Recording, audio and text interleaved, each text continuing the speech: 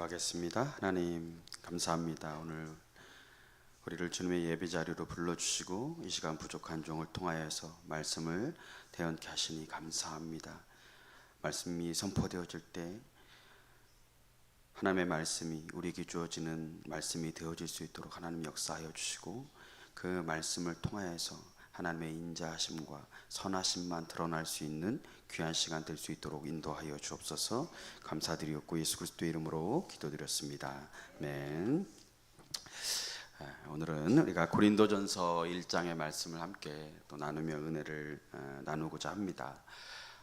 사순절을 보내면서 그 어느 때보다도 하나님의 은혜를 또 감사하고 또 하나님의 우리를 향하신 그 구원의 목적과 또 십자가의 사랑을 또 생각하며 또 그 의미를 기억하며 깨달았으면 좋겠다라는 생각들을 하며 또 말씀을 준비하게 되었습니다.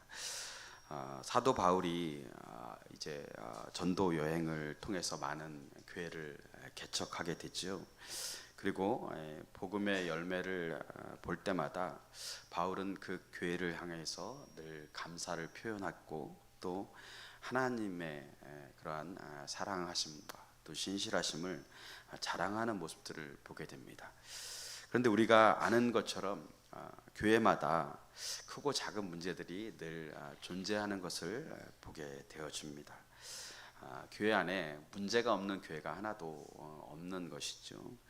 그런데 우리가 그러한 모습들 가운데서도 바울의 모습을 보면 그 연약하고 그 부족한 교회들을 항상 책망하기보다는 어떻게 하면 그 교회가 더욱더 하나님의 말씀 앞에 새로워질 수 있을까, 또 하나님이 원하시는 그 구원의 목적에 맞닿아서 이렇게 사명을 감당할 수 있을까 권고하는 모습들을 보게 되어집니다.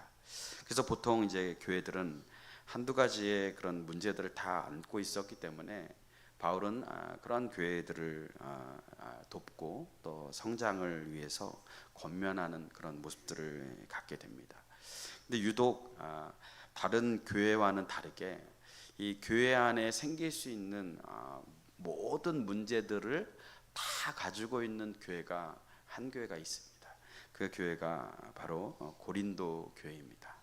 그래서 어떤 분들은 고린도 교회 하면 문제가 너무 많아서 문제의 박물관과 같다, 이제 그럴 정도로 그 교회를 생각하면 참 많은 문제를 안고 있었음을 우리가 성경을 통해서 또 깨닫게 됩니다.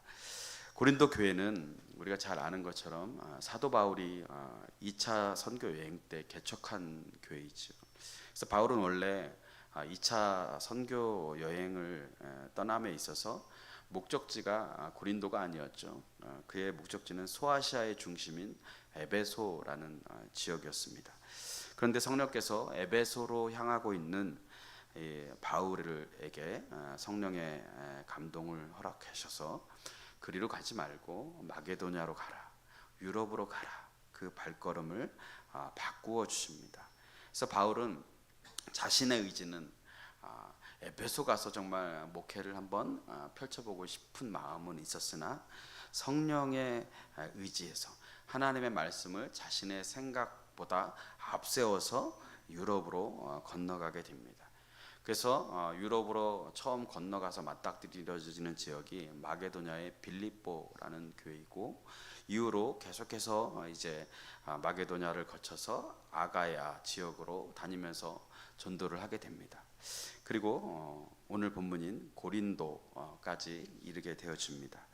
바울은 이곳에서 일생의 동역자인 브리스길라와 아굴라라는 너무나도 신실한 부부를 만나게 됩니다.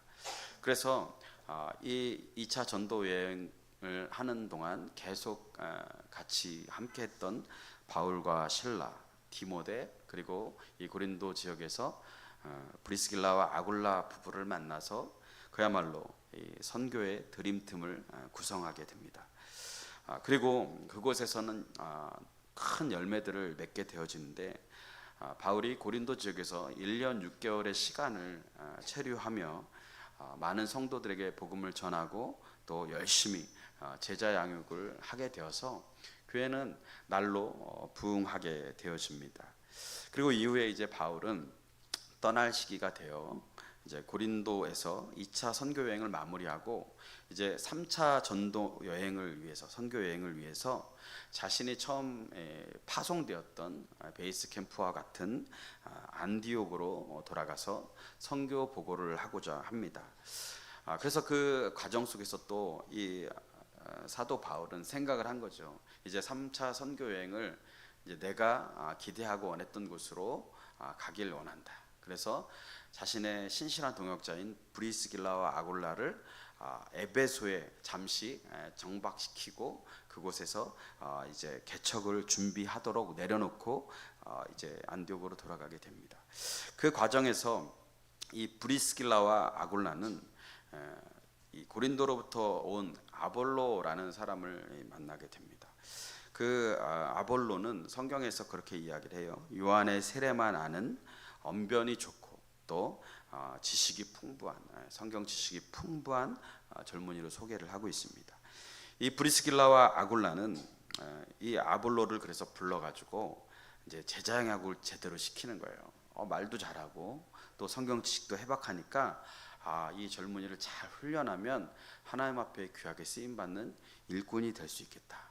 그래서 그를 데리고 와서 요한의 세례만을 아는 그에게 이제 구원의 핵심을 전하게 되고, 그래서 그로 하여금 다시 성장하는 데 큰 도움을 주게 됩니다. 그 이후로 이 아볼로를 고린도 교회에 파송하게 됩니다. 그래서 바울이 개척했던 이 고린도 교회에 후임 목회자로 이 아볼로가 목회를 이루어 가게 됩니다.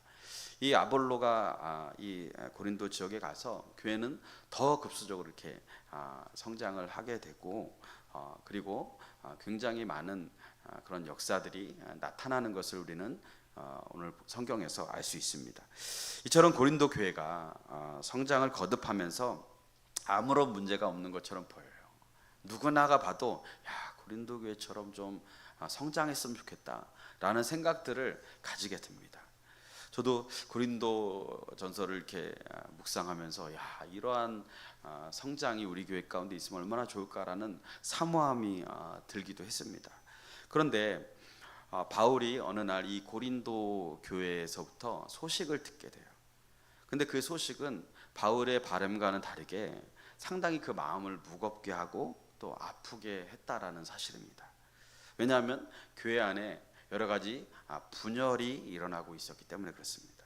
이렇게 완벽한 교회라고 생각했는데 그 문제는 계속해서 커져만 갔고 사그러들지 않는 것입니다.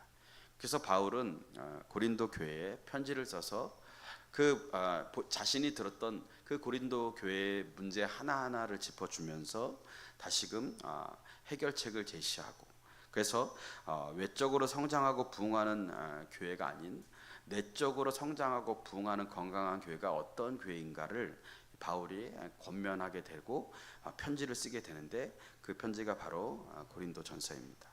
그래서 그 중심에는 그러면 무슨 내용이 도대체 있길래 바울은 그 모든 문제들을 한 번에 제압할 수 있었을까라는 것이죠. 그 중심에는 다른 방법이 아닙니다. 구원의 핵심, 구원의 본질을 빨리 회복하는 것이 시급했다라고 생각한 것입니다. 2000년 전에 일어난 교회의 문제들이지만 고린도 교회의 문제는 지금 이 시대를 살아가는 우리 안에도 동일하게 있는 문제입니다. 그리고 바울이 제시했던 그 회복의 방법들은 우리가 살아가는 이 교회 가운데서도 반드시 회복되어야 할 본질적인 문제라는 사실입니다. 오늘날 교회들이 얼마나 잘하는 것이 많아요. 그렇죠? 점점 세월이 지날수록 교회 안에 수많은 풍부한 자원들이 일어나고 있고, 또 더 유능한 인재들이 교회 안에서 또 있는 것을 보게 됩니다. 고린도 교회가 가진 많은 능력과 장점은 오늘날 교회들이 원하는 것이고, 또 그것을 사모하는 모습을 갖는 것을 보게 되어집니다. 근데 정작 그 중심에 있어야 할 복음의 핵심 가치, 그것을 잃어버리고 있었다라고 이 사도 바울은 진단하고 있는 것입니다. 이 모습들을 보면서 우리가 교회가 마냥 부흥하고 교회에서 많은 그런 어떤 축복을 누리고 있다 하더라도 그것을 우리가 직시할 수 있는 그러한 영적인 눈으로 그것을 바라볼 수 있는 그러한 성도가 되어야 된다라는 사실을 우리는 깨닫게 되는 것입니다. 그 고린도 교회의 문제를 깨뜨려보고 사도 바울이 이제 편지를 쓰게 되죠. 그런데 정말 이해가 되지 않는 것은 그렇게 수많은 문제가 있음에도 불구하고 사도 바울은 편지에서 고린도 교회를 칭찬하고 감사하고 있다는 사실이에요. 우리 고린도전서 1장 4절 오늘 본문 말씀 한번 읽어보도록 하겠습니다. 시작. 그리스도 예수 안에서 너희에게 주신 하나님의 은혜로 말미암아 내가 너희를 위하여 항상 하나님께 감사하노니. 너희를 인해서 항상 감사한다 라고 하면서 고린도전서 편지를 시작합니다. 그러면 도대체 그렇게 문제가 많고 말도 많은 이 교회에 사도 바울은 뭐가 그렇게 감사한가? 5절 말씀 한번 읽어보겠습니다. 시작. 이는 너희가 그 안에서 모든 일 곧 모든 언변과 모든 지식에 풍족함으로. 사도 바울이 이 고린도 교회를 향해서 감사할 수 있는 것은 첫째로 그들이 언변이 뛰어났다라는 것이고, 두 번째는 모든 지식이 풍족했다라는 것이죠. 사도 바울은 왜 언변이 뛰어난 것을 감사했을까요? 여러분, 사도 바울이 말을 잘했을까요? 못했을까요? 예? 똑똑하면 말 잘할까요? 예? 예. 그렇지 않죠? 예. 이 말 잘하는 것과 똑똑한 거랑은 또 별개의 문제인 것 같아요. 그죠? 우리나라 사람처럼 영어 공부 잘하는 나라가 없거든요. 근데 우리나라 사람처럼 영어로 말을 못하는 나라도 없어요. 예. 예. 사도 바울은 왜 그래서 언변에 뛰어난 것을 감사했을까요? 예. 여러분, 말 잘하면 말 잘하고 똑똑하면 얼마나 멋있어요. 그죠? 유머 있는 사람이 인기 있는 시대예요. 예. 그래서 요즘 젊은이들은요, 돈보다 유머 있는 사람을 원해요. 그래서 우리 자녀들 빨리 이렇게 결혼시키고 싶으면 말 훈련을 많이 시켜요. 예. 자꾸 말을 걸어가지고 말 훈련을 잘 시켜요. 예. 이런 사람들은 어딜 가도 그래서 대접을 받아요. 특별히 성경을 보면 사도 바울은 사람들에게 말을 잘 못했다라고 소개하고 있어요.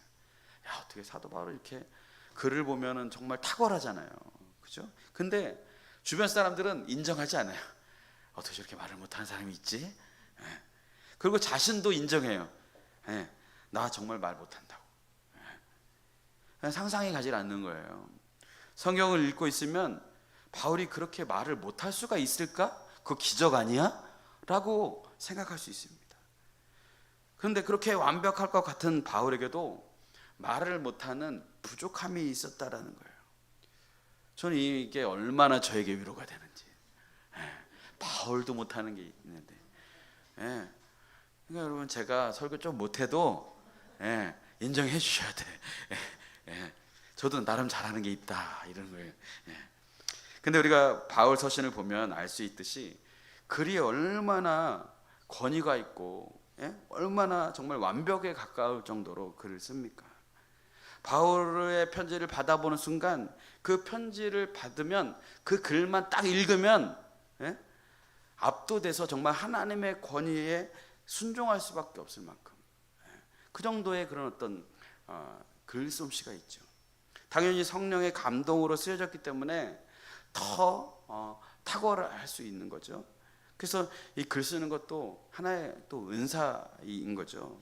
그래서 많은 사람들이 이 사도 바울을 이 말로 접하게 되면 깜짝 놀라는 거예요.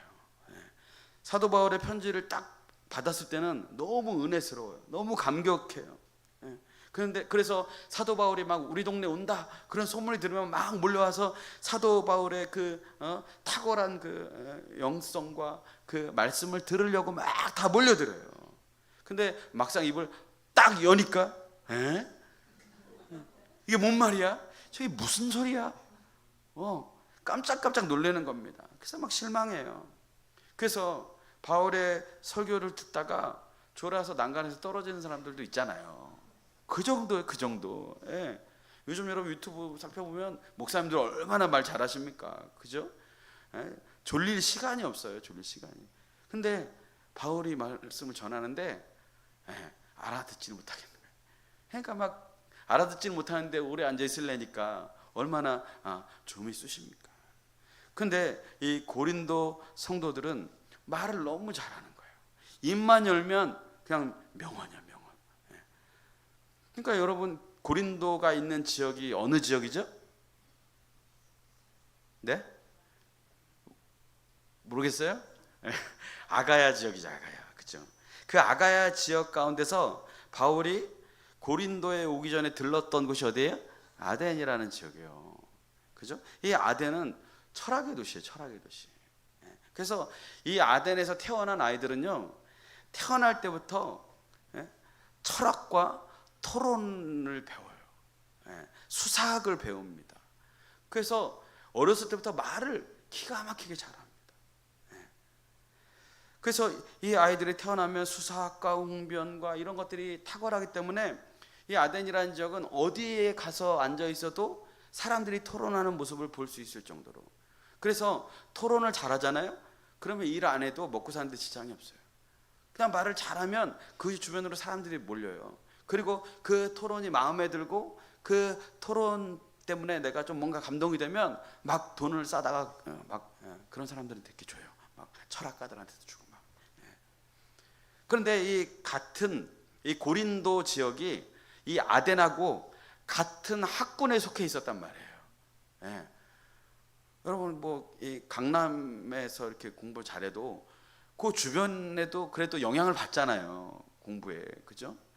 그러니까 이 고린도도 영향을 받다 보니까 사람들이 어렸을 때부터 너무너무 그냥 달변가인 거예요. 입만 열면 뭐 그냥 너무너무 재밌고 잘하고. 그러니까 이런 사회적인 분위기 속에서 사도 바울이 복음을 전했고 거기서 양육을 받아서 그것들을 이제 이 고린도 성도들이 복음을 전하니까 당연히 뭐 부흥도 되어지고 얼마나 기가 막히겠습니까? 그래서 평신도들을 세워놨는데 바울보다 훨씬 더 잘 가르쳐요. 바울보다 설교를 훨씬 잘하는 거예요. 그러니까 사도 바울이 볼 때는 한편으로는 부럽다. 그리고 한편으로는 너무나 감사하다. 저런 은사를 통해서 복음을 증거할 수 있으니까 얼마나 하나님 앞에 영광이 되겠는가. 그래서 말 잘하는 사람은 세상이나 교회에서 인기가 참 많아요. 저도 가끔 유튜브를 보면 어떻게 목사님은 저런 설교를 하지? 저렇게 어떻게 재밌게 하지? 막 부러울 때가 있어요. 그런 분들은 여지없이 구독자가 많아요. 제가 가끔 우리 교회 구독자를 보거든요. 깜짝깜짝 놀래요. 주여.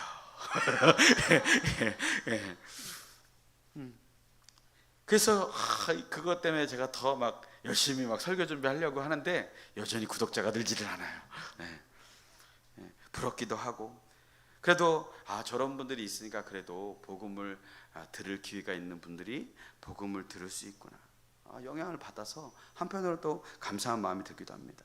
그런데 이 고린도 교회 성도들은 또 하나 기가 막힌 게 뭐냐면 지식이 뛰어나다라는 거예요. 모든 지식에 뛰어나다라는 거예요.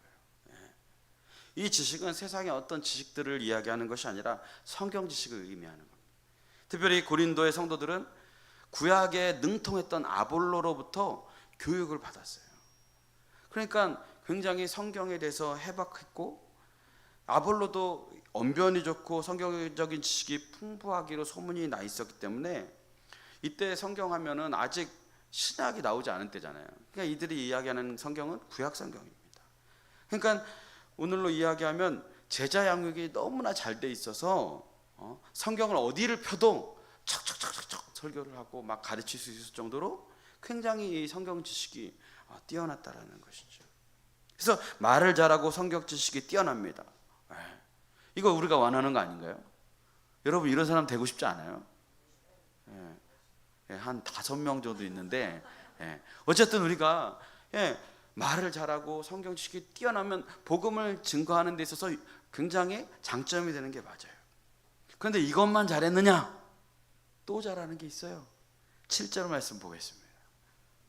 시작. 너희가 모든 은사에 부족함이 없이 우리 주 예수 그리스도의 나타남을 기다립니다. 모든 은사가 부족함이 없어요. 부족함이 없어요. 미치겠어요.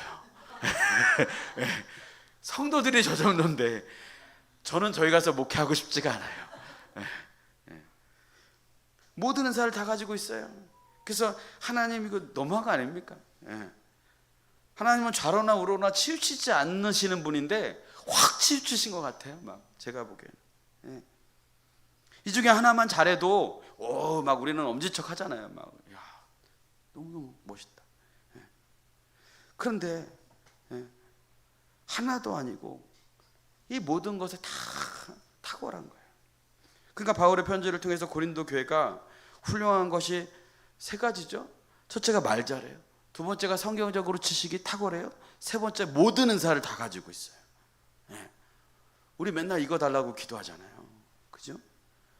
이 정도는 되어야 교회가 날마다 부흥하지 않겠습니까? 보통 우리들이 말하기를 교회들을 보면 은사가 뛰어나면 이 어떤 성경적인 지식이나 제자 훈련이 약해요. 대부분. 그리고 또 어떤 교회들은 제자 훈련이 강하고 성경적으로 탁월한 교회들을 보면 은사가 또 약해요. 근데 이 고린도 교회는 둘 다 가지고 있어요. 기도하면 여기저기서 막 은사가 나타납니다. 너무너무나 완벽한 교회예요. 그런데 사도 바울이 이렇게 뛰어난 교회를 칭찬한 이유는 이들에게 더 큰 권면을 하기 위해서 약간 밑밥을 깔아놓는 것 같아요. 여러분, 우리가 어떤 사람을 권면할 때 막 처음부터 끝까지 죄만 지적하고 막 안 되는 이야기들만 막 해봐요. 안 바뀝니다. 안 바뀌어요. 그죠? 나라 잘해 그러면서 싸우긴 하고 다툼이 생기죠. 그러니까 사도 바울이 굉장히 탁월해요. 그래서 사도 바울이 이렇게 칭찬을 하는데, 그러면 무슨 이야기를 하고 싶어서 도대체 이렇게 이야기를 했을까? 그래서 뭔가 문제가 있다라는 것을 이야기하고 싶은 거예요. 우리 고린도전서 3장 1절을 한번 읽겠습니다. 시작. 형제들아, 내가 신령한 자들을 대함과 같이 너에게 말할 수 없어서 육신에 속한 자 곧 그리스도 안에서 어린아이들을 대함과 같이 하노라. 지금 사도 바울은 어떻게 평가하고 있습니까? 야, 너희들이 말을 잘하고 성경의 지식이 탁월하고 모든 은사가 풍족한데 너희는 육신에 속한 자다. 너희 하는 거 보니까 어린아이와 같다. 너무나 우리가 생각하는 것과 상반된 이야기를 하고 있는 겁니다. 칭찬인가 욕인가요? 고린도 교회는 말을 기가 막혀요. 성경 지식이 탁월하단 말이에요. 더 이상 가르칠 게 없어요. 모든 은사가 막 다 임해져서 정말 방언도 하고 예언도 하고 신유의 역사도 일어나고 가는 곳마다 하나님의 기적과 역사들을 막 이렇게 바라볼 수가 있어요. 근데 사도 바울이 이들을 향해서 너희 그거 다 하고 있지만 너희 육신에 속한 자야. 너희 어린아이와 같아 신앙이. 그렇게 이야기하고 있는 거예요. 갑자기 이들의 신앙의 자부심을 싹 또 잘라버리는 거예요. 우리가 교회에서 보통 이런 것들을 하면 계속 기도하잖아요. 이런 거 달라고. 근데 사도 바울이 너희가 구하는 그것보다 더 중요한 게 있다. 그것보다 더 중요한 핵심 가치가 있다 라고 이야기하는 거예요. 여러분, 이런 사람들이 영의 사람이 아니고 육의 사람이라고 한다면 그럼 과연 누가 영적인 사람일까요? 바울의 말을 빌리자면 너희가 아무리 복음을 잘 가르치고 성경을 많이 알고 있어도 사람들에게 인정받는 은사들이 너희 가운데 있어도 너희는 다 어린아이다. 그러니까 막 방송을 통해서 유튜브를 통해서 아무리 인기가 많은 사역자가 나온다 하여도 아무리 유명한 사람이라고 할지라도 영의 사람이고 육신의 사람일 수 있다라는 거예요. 기도만 하면 병이 떠나가고 기도만 하면 예언을 하고 기도만 하면 귀신이 떠나가고 병이 고쳐지고 아무리 은사를 많이 나타내도 육에 속한 사람일 수 있다라고 하는 거예요. 그럼 과연 무슨 근거로, 무슨 기준으로 사도 바울이 이런 이야기를 하냐는 것이죠. 여러분, 여기서 우리가 명심해야 하는 것은 사람들이 인정한다고, 또 아무리 유명한 사람이다 할지라도 그것이 그 사람의 성숙함을 나타내고 있지는 않다라는 거예요. 제가 아무리 성경을 여러분보다 많이 안다고 해도요, 제가 여러분보다 어릴 수 있습니다. 제가 아무리 여러 가지 은사를 나타낸다 할지라도 여러분보다 더 육적인 사람이 될 수 있습니다. 그러면 여기서 우리는 다시 생각을 정리해야 돼요. 그렇다면 누가 그리스도 안에서 성숙한 사람이고 영적인 어른일까? 그 해답으로 바울이 제시하고 있는 것이 고린도전서 13장입니다. 13장을 우리가 뭐라고 부르죠? 너무나 잘 알죠. 우리는 어릴 때부터 이 고린도 13장을 외우고 찬양하고 가장 중요하다라고 여긴 바 되며 살아왔습니다. 지금까지 여러분과 나눴던 고린도 교회의 상황을 여러분 머리에 인지해 두시고 한번 읽었으면 좋겠어요. 우리 고린도전서 13장 1절부터 2절까지 함께 읽겠습니다. 시작. 내가 사랑의 방언과 천사의 말을 할지라도 사랑이 없으면 소리나는 구리와 울리는 꽹과리가 되고, 내가 예언하는 능력이 있어 모든 비밀과 모든 지식을 알고 또 산을 옮길 만한 모든 믿음이 있을지라도 사랑이 없으면 내가 아무것도 아니냐고. 내가 사람의 방언, 모든 은사를 가지고 천사의 말을 할지라도 사랑이 없으면 그 은사 아무것도 아니다. 내가 예언을 해도, 내가 하나님의 은밀한 비밀을 깨닫는다 해도, 성경에 많은 지식을 가지고 있어도, 그리고 저 산을 옮길 만한 믿음을 가지고 있어도 사랑이 없으면 하나님 앞에 이거 아무것도 아니다. 사도 바울이 이렇게 이야기하고 있는 거예요. 이해가 되시나요? 뭐뭐 할지라도 아무것도 아니다. 이게 없으면. 그런데 더 대단한 건 뭔가요? 3절을 한번 보겠습니다. 13장 3절을 보면 내가 내게 있는 모든 것으로 구제하고 또 내 몸을 불사르게 내줄지라도 사랑이 없으면 내게 아무 유익이 없느니라. 그러니까 3절을 보면 내가 다른 사람을 위해서 희생해도, 다른 사람에게 내 전 재산을 다 내준다 할지라도, 내가 아무리 그 사람을 위해서 봉사할지라도, 아무리 고귀한 희생을 할지라도 사랑이 없으면 아무것도 아니다 라고 사도 바울이 이야기하고 있는 것입니다. 그러니까 이 고린도 교회에 있어서 지금 가장 심각한 병이 뭐예요? 사랑이 없이 행하는 거예요. 사랑이 없이 분쟁하는 겁니다. 아무리 지식이 있어도, 아무리 믿음이 있어도 이것이 없으면 아무것도 아닙니다. 그게 뭡니까? 사랑입니다. 그렇다면 여러분, 사랑이 뭐예요? 세상에서 사랑을 정의하는 게 가장 힘들어요. 그죠?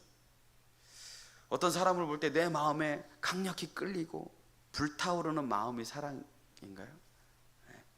오늘날 많은 사람들이, 막 젊은이들이 막 사귀고 또 오래 살아도요, 내 감정이 일어나지 않으면 사랑이 식었다라고 표현을 해요. 그죠? 그러니까 오늘날 사람들이 생각하는 사랑은 인정하든 인정하지 않든 느낌과 감정이 사랑이라고 이미 받아들이고 있어요. 그런데 이것은 사랑이 아니라는 거예요.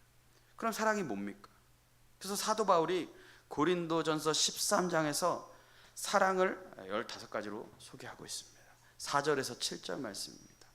함께 읽어보겠습니다. 시작. 사랑은 오래 참고, 사랑은 온유하며, 시기하지 아니하며, 사랑은 자랑하지 아니하며, 교만하지 아니하며, 무례히 행하지 아니하며, 자기의 유익을 구하지 아니하며, 성내지 아니하며, 악한 것을 생각하지 아니하며, 불의를 기뻐하지 아니하며, 진리와 함께 기뻐하고, 모든 것을 참으며, 모든 것을 믿으며, 모든 것을 바라며, 모든 것을 견디니라. 여러분, 사랑 잘 하고 계시죠? 이 15가지 잘 하고 계셔요? 갑자기 갑자기 예. 예. 그렇다면 이 15가지의 사랑을 소개하고 있는데 이 사랑의 특징을 우리가 면밀히 살펴보면 한 가지로 귀결이 돼요. 이 15가지가 표현하고자 하는 게 뭘까요? 이 15가지 사랑의 특징을 통해서 우리가 알고 깨달아야 되는 게 뭐냐라는 거예요. 그것은 이 15가지의 사랑, 그것을 한 줄로 요약하면 예수님을 닮은 사람이라는 거예요. 예수님이 이렇게 사셨습니다. 그리고 그 사랑을 우리에게 보여주셨지요. 사순절 기간을 통해서 여러분이 15가지의 사랑을 한번 묵상해 보세요. 예수님이 나를 이렇게 사랑하고 계신데 나는 정말 그 사랑을 본받아서 살아가고 있는가? 그렇기 때문에 누가 교회에서 성숙하고 영적인 사람이냐면 기도할 때 은사가 나타나고 입만 열면 사람들이 열광하고 성경을 펴면 모르는 것이 없고 교회에 많은 봉사를 하고 헌금을 많이 하는 사람이냐? 우리가 이런 직분이 있기 때문에 성숙한 사람이냐? 아니라는 겁니다. 누가 그리스도 안에 성숙한 사람이에요? 예수님을 닮은 사람. 그래서 사도 바울은 이 15가지의 사랑을 통해서 예수님의 성품을 나타내면서 이런 사람이 그리스도 안에서 성숙한 어른이고 영적으로 살아가는 사람이다 라고 우리에게 이야기하고 있다는 거예요. 그러니까 우리 안에 사랑이 많으면 많을수록 그 사람이 하나님이 보시기에는 영적으로 풍성부한 사람이고 그 사람이 성숙한 사람이다 라고 이야기하고 있는 거예요. 그럼 우리가 이제 다시 우리의 눈을 다시 조정해 가지고 우리 옆 사람을 보면 이 사람이 나보다 믿음이 좋은 사람인가, 그거를 알 수 있겠죠. 평소의 행실을 딱 보면 알 수 있잖아요. 그죠? 특별히 저는 여기 예수님을 닮아가는 성품 중에서 오늘 4절과 7절을 보면요, 똑같은 이야기가 나와요. 사랑은 언제나 오래 참고, 7절에는 모든 것을 참아내며. 똑같잖아요, 그죠? 왜 똑같은 말을 두 개를 예수님이 하셨을까요? 4절에 오래 참는다라는 말을 헬라어로 직역하면 즉시 되갚지 않는다라는 뜻을 가지고 있어요. 그러니까 내가 이 사람으로부터 불이한 일을 당해요. 그러면 우리 마음 가운데 이 사람 때문에 손해를 봐요. 막 즉시 되갚아주고 싶은 마음이 있잖아요. 막 보복하고 싶은 마음이 있잖아요. 그런데 그렇지 않다는 거예요. 그게 사랑의 첫 번째 조건이에요. 누가 나를 해하거나 자존심을 건드렸습니다. 그럼 즉시 되갚아주는 사람들이 있어요. 이런 사람들 우리나라에 굉장히 많아요. 여러분 오다가 만났을 수도 있어요. 운전하면서 모르고 이렇게 들어가는데 뒤에서 빡! 그리고 앞으로 확 끼어들어가지고 막 브레이크 확 밟고. 우리 가운데도 그런 분들이 계신가? 모르겠어요. 열받아가지고 막. 제가 아는 집사님은요, 경인고속도로 타자마자 저기 갑자기 끼어든 거예요. 그 이분이 막 열받은 거예요. 빵 하는데 막 유유 앞으로 가는 거예요. 그래서 쫓아서 저 신호라이시까지, 자기는 부천에서 내려야 되는데 신호라이시 저 끝까지 쫓아가 가지고 기어코 앞에서 차를 세우더라고. 아마 찔리는 사람이 있을 거예요. 되갚는 거 아니에요. 복수하려고 하기 전에 억울해서 잠을 못 자는 분들도 계실 거예요. 억울한 일 당해가지고 내가 어디 한번 두고 보자 이러면서. 이런 분들은 아무리 목사라고 해도 어린아이라는 거예요. 영적으로 성숙하지 않다는 거예요. 네가 감히 내 자존심을 건드려? 막 이러면서 두 번 다시 나한테 잘못하는 거 없게 그냥 막 공격하는 거예요. 죄송한데 이런 분들은 아무리 교회에 다녀도요 미성숙한 거예요. 어린아이 같은 거예요. 7절에 참는다는 건 무슨 뜻일까요? 그거는 원어를 보면 지붕을 덮다, 가린다 라는 뜻을 가지고 있어요. 그러니까 사랑은 뭐든지 덮어준다, 가려준다 라는 의미예요. 우리에게 예수님이 왜 중요할까요? 예수님이 우리의 죄를 다 가려주셨기 때문에, 예수님이 우리의 허물과 죄를 다 덮어주셨고, 나 너 죄 모른다, 네가 지금까지 짓던 죄 이제 난 모른다 더 이상 라고 여겨주시기 때문에. 여러분, 우리가 용서를 했으면서도 맨날 그 사람 보면 용서가 안 돼가지고 막 그런 마음들이 막 떠올라가지고 막 제대로 이렇게 대하지 못한다 그러면 우리가 세상 사람들 어떻게 만나고 살아요? 그죠? 근데 예수님이 말씀하신 거예요. 야, 나 너희 이렇게 죽을 죄졌는데 나 너희 죄 몰라 이제. 십자가에서 다 해결했고 보혈로 다 덮여서 이제는 너희 죄가 내 눈에는 보이지 않아. 그래서 우리를 죄 없는 자로 여겨주시고 받아주시겠다, 그런 하나님의 은혜를 우리에게 보여주신 거예요. 그래서 우리로 하여금 모든 것을 참아라, 너희도 그게 사랑이다 라고 이야기를 하는 거예요. 오늘부터는요, 우리 약속해요. 서로의 허물을 덮어주기로. 근데 그런 생각이 있잖아요. 막 하다가 뭐 잘못했어 그러면 어때요? 어제부터 과거로 거슬러 날아가죠. 1년 전에 그랬잖아, 3년 전에, 10년 전에, 다 끄집어내요. 머리도 좋아요. 그거 어떻게 다 기억하고 사는지. 이제 그런 짓 하지 않기로. 왜요? 우리 사랑하니까. 우리 예수님의 사랑을 입었잖아요. 그럼 우리도 그 사랑을 함께 나누며 살아야죠. 그래서 자꾸 서로의 잘못을 들춰내지 말고, 서로의 허물을 자꾸 이렇게 끄집어내지 말고, 나 옛날에 미안해, 나 이랬잖아. 그랬어? 나 모르겠는데? 알아도 이렇게 해주세요. 알아도. 목사님 옛날에 그랬잖아요 막 이러면서 하지 마시고, 목사님 그랬었어요? 저 하나도 기억이 안 나요. 그렇게 하는 게 사랑이에요. 사랑. 여기 우리 중에 죄 없는 사람이 어디 있습니까? 그죠? 근데 사람들이 그렇게 다른 사람들의 죄를 들춰내는 걸 그렇게 좋아해요. 그렇게. 여러분, 예수님은 십자가에서 우리를 위해서 죽으시면서까지 우리의 모든 죄와 허물을 덮으시고 기억하지 않으시고, 그래서 우리로 하여금 이 사순절 기간 동안 하나님이 그거 묵상하게 하는 거예요. 지금 40일 동안 여러분들 그거 생각하셔요. 하나님이 내 허물 덮어주셨으니까 내가 허물 덮어줘야 될 사람 누군가, 내가 이 사람한테 용서하지 못하고 정말 대갚으려고 했던 마음 있는 거, 그런 거 뭐가 있나 하나님 앞에 회개하시고, 이제 다시는 그런 마음이 아닌 예수님처럼 사랑하는 마음, 예수님 닮은 마음으로 대하게 해달라고. 그렇게 우리가 이 사순절을 의미 있게 보내야 될 줄로 믿습니다. 그래서 제가 늘 우리 성도님들을 보면 감사해요. 뭐가 감사하냐? 목사를 자꾸 부족함을 늘 가려줘요. 그래서 제가 여러분들에게 말씀을 가르치고 양육을 하지만 한편으로는 너무너무 감사하다, 주님의 은혜다 라고 생각하면서 목회할 때가 참 많이 있습니다. 여러분, 사랑은 덮어주는 것이고 용납해 주는 것입니다. 그리고 허물을 가려주는 것입니다. 이전에 그런 죄를 짓던 사람은 십자가에 이미 죽었어.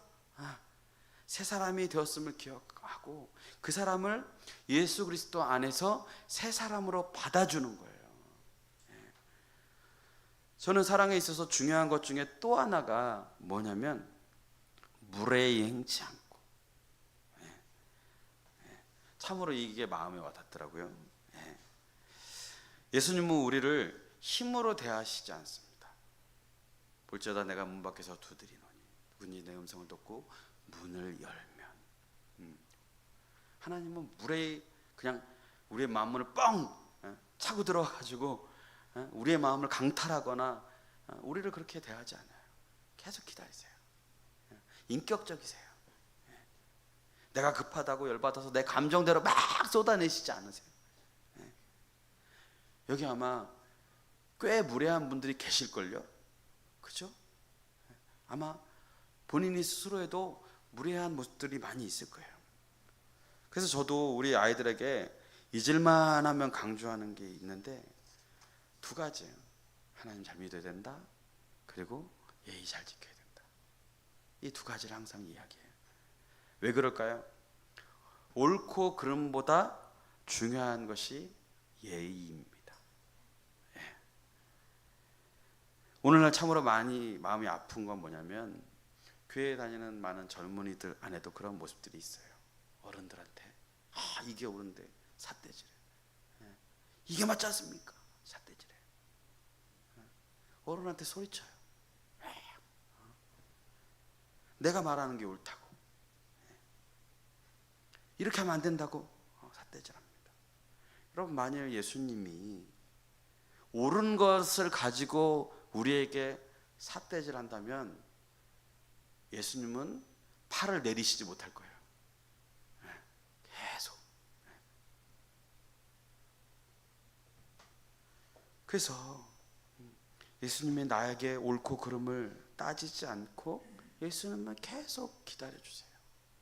우리가 돌아올 때까지. 옳고 그름보다 중요한 게 예의입니다. 무례히 행치 않는 거예요. 어제도 신방을 하면서 이렇게 우리 성도님들하고 이렇게 이야기를 하면서 이제 요즘에 은퇴하는 분들이 많이 늘어났잖아요.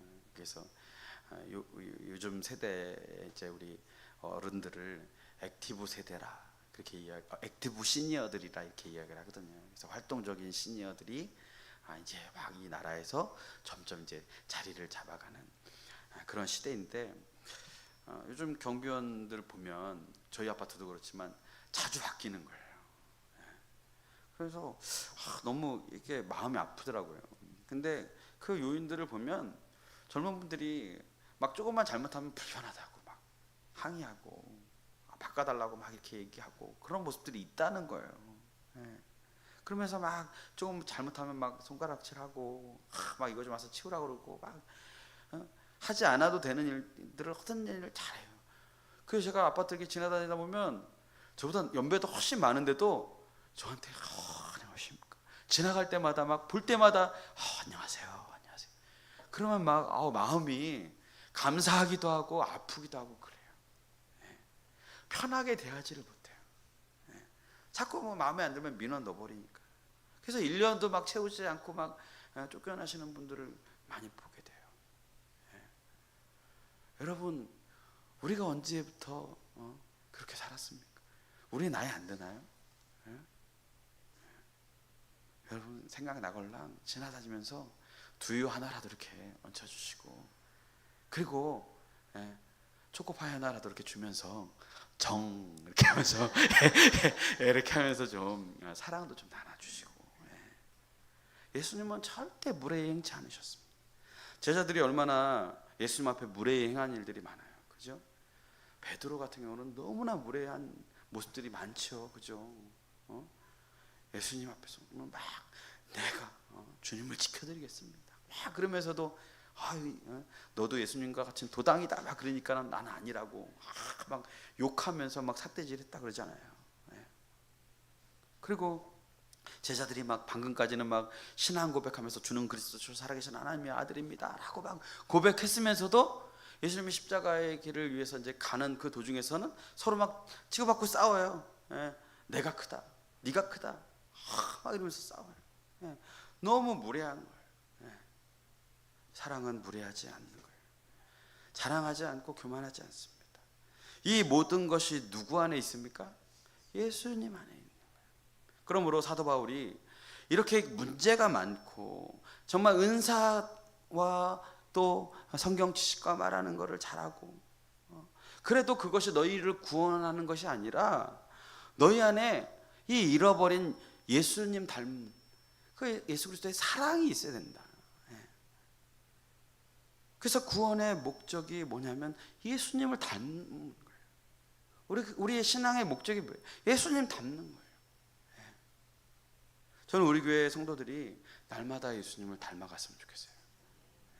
날마다 예수님을 닮기를 힘쓰는 교회 됐으면 좋겠어요. 상상만 해도 좋지 않습니까? 그죠? 교회 오면 이 15가지 사랑이 막 너무너무 느껴져요. 너무너무. 그래서 여러분 날마다 기도하실 때 하나님 저 예수님 닮게 해주세요. 내 마음이 내 성품이 예수님 닮게 해주세요. 예수님 닮은 사랑이 풍성한 교회, 예수님 닮은 가정 되게 해주세요. 이런 교회들을 하나님이 원하세요. 내 말이 내 생각이 내 행동이 예수님 닮기를 예수님이 원하시고 바라시는 그 구원의 목적을 우리가 살아내야 되는 거예요. 제가 가끔 예를 들지만 우리 자녀들과 우리 아이들이 왜 이쁘게 느껴집니까? 남들이 보면 저처럼 이쁘게 생각 안 하더라고요. 내 눈에는 되게 잘생겼는데 다른 사람들은 동의를 안 해줘요. 예. 난 세상에서 가장 이쁘고 잘생겼다고 생각하는데, 예. 왜 그렇게 이쁘고 왜 이렇게 사랑스러울까요? 나 닮아서. 나 닮으면 다 이쁜 거예요. 예. 여기 다 부인하고 말 안 하고 있지만 다 그럴 거예요. 다. 예. 그러면 답이 나왔어요. 예수님이 우리가 어떨 때 기쁘실까요? 우리가 예수님 닮을 때 기쁘시겠죠. 그죠? 예수님이 우리 볼 때, 야, 제가 어떻게 저렇게 자존심이 상한 가운데서도 저렇게 아무 말 하지 않고 저 허물을 덮고 저렇게 사랑을 베푸냐. 야, 어떻게 저게 손해보는 일인데 어떻게 저걸 저렇게 다 감수하냐. 야, 저 하는 거 보니까 나랑 똑 닮았네. 예수님이 우리를 향해서 그런 마음을 갖고 싶지 않을까요? 그럼 하나님이 그 모습을 보고 얼마나 기뻐하시겠어요. 예전 우리 부모님들 세대들을 보면 하루하루 사는 게 정말 얼마나 힘들고 어렵습니까? 낙심할 일도 많고 하나님 앞에 정말 믿음을 가지고 살아가려고 해도 너무너무나 힘들죠.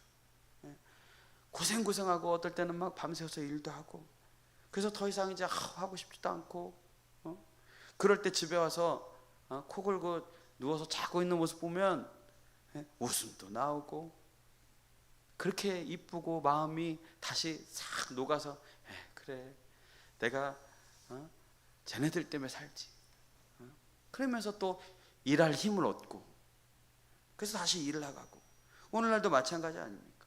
사는 게 팍팍하고 다 내려놓고 싶을 때도 자녀 보고서 그래도 내가 이 자식들 때문에 살지, 위로받고 힘을 얻잖아요. 저는 그래서 예수님이 십자가를 지실 때 이런 모습을 우리에게 보고 계시지 않을까? 이 고난이 힘들고 어렵고 정말 내 힘으로 감당되어지지 않을 것 같은데, 내가 오늘 이집사, 김권사, 최집사, 내 자녀들 보니까 그래 내가 십자가 져야지, 내가 살리는 길 이거밖에 없는데, 그래서 그 유일한 길, 그 고난의 길, 그것을 다 몸으로 받아내신 거 아닙니까? 여러분, 예수님도 십자가를 지시까지 우리를 사랑하셨는데 우리 예수님 닮은 모습으로 우리 교회, 우리 가정, 우리 다시 한번 세워갔으면 좋겠습니다. 예수님이 우리에게 원하시는 것, 물론 말도 잘하고 사람들에게 인정받는 거 좋아요. 성경 지식 뛰어난 거 좋아요. 기도할 때마다 방언이 터지고 치유의 역사가 일어나고 다 좋습니다. 그런데 그 모든 것 위에 사랑이 있어야 된다. 예수님이 왜 위대합니까? 병을 고치셔서 그럴까요? 그 말씀에 권위가 있어서 그럴까요? 아닙니다. 우리를 사랑하셨기 때문에. 저 거칠고 험한 십자가의 죽음까지도 기꺼이 받아낼 수 있는 그 사랑이 예수님께, 하나님께 있었다라는 거예요. 사랑 때문에 모든 것을 다 이기느니라 라고 이야기하는 거예요. 신앙생활이 왜 힘들까요? 왜 우리 안에 기쁨이 충만하지 못할까요? 왜 한번 넘어지면 자꾸 포기하고 싶을까요? 구원받았다고 자부하면서도 왜 변화되어지지 않을까요? 그것은 구원의 핵심인 고린도 교회가 잃어버렸던 사랑, 그 사랑이 사라졌기 때문에. 사랑이 있어야 끝까지 사명을 감당하는 것입니다. 우리 잠언서 8장 17절 말씀을 함께 읽고 말씀을 마무리하겠습니다. 시작. 나를 사랑하는 자들이 나의 사랑을 입으며 나를 간절히 찾는 자가 나를 만날 것이니라. 아멘. 하나님의 사랑을 입는 방법은 하나님을 사랑하는 거예요. 그리고 그 하나님을 찾고 나아갈 때 하나님이 우리와 함께 하십니다. 날마다 주님 사랑하기를 힘쓰고 날마다 주님 닮기를 힘쓰는 구원의 핵심을 잃지 않는 저와 여러분들이 되어주시기를 주님의 이름으로 축복합니다. 우리 299장 함께 찬양하시고 함께 잠깐 기도